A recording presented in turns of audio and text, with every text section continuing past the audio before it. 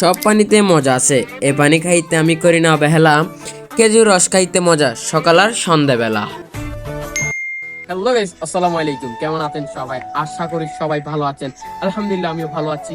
তো এখন বাইরে হচ্ছে খেজুর রসের সন্ধানে। তো গাইস ভিডিওটি দেখুন। বাজারে গিয়ে দেখি সবাই চলে আসছে, তো সবাই রেডি হয়ে আমরা এখন বেরিয়ে পড়বো। তো আমরা এখন বেরিয়ে পড়েছি। তো এই শীতের মধ্যে বাইকগুলো দেখে মনে হচ্ছে এগুলো বাইক না, রোডের উপর বিমান যাচ্ছে। সব গাড়ির পাইলট টানতে চলে আসছে আমরা গোডাং ব্রিজের উপর।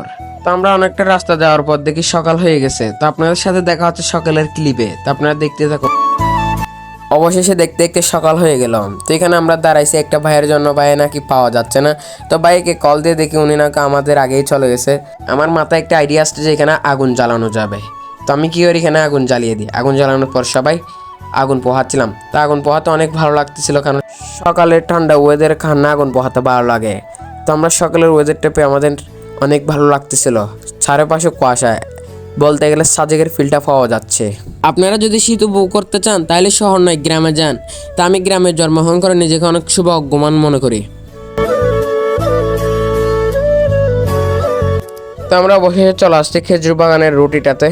তো দেখতেই পাচ্ছেন আপনারা একটার পর একটা খেজুর গাছ। তো এগুলো দেখে আমাদের অনেক ভালো লাগতেছিল। তো আমরা অবশেষে চলে আসছি। তো আমাদের বাইকগুলো পার্কিং করছি। পার্কিং করার পর ভাই ব্রাদাররা ফটো শ্যুট করতেছিলাম।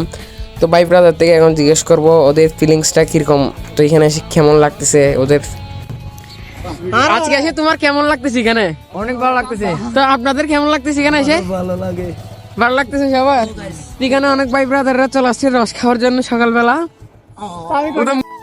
সবার ভালো লাগতেছে, ভালো লাগারই কথা, কারণ এমন ওয়েদার, ঠান্ডা বাতাস, রস খাওয়ার মজাই আলাদা। আপনি যতক্ষণ আসবেন না ততক্ষণ বুঝতে পারবেন না এখানের মজাটা কিরকম।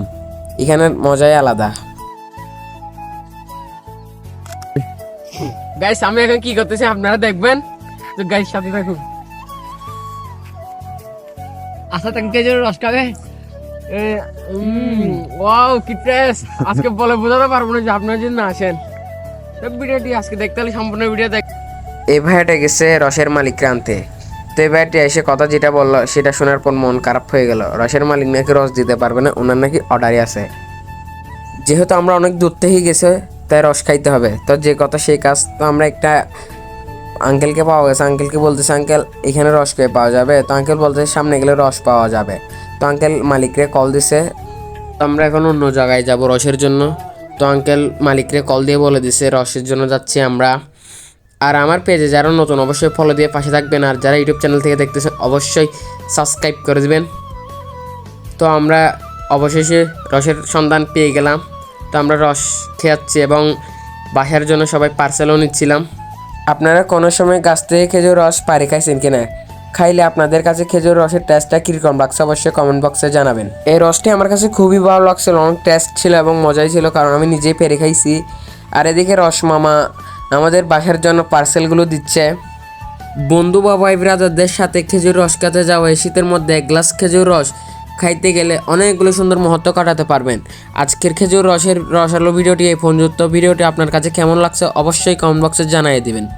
তো এইভাবে কি আপনার কি কখনো সকালে খেজুর রস খাইতে গেছেন, বা যারা জানেন বা যাবেন তারা অবশ্যই ভিডিওটি শেয়ার করে দিন। দেখা হচ্ছে নতুন একটি সুন্দর ভিডিওতে। ততদিন ভালো থাকুন, সুস্থ থাকুন। আল্লাহ হাফেজ।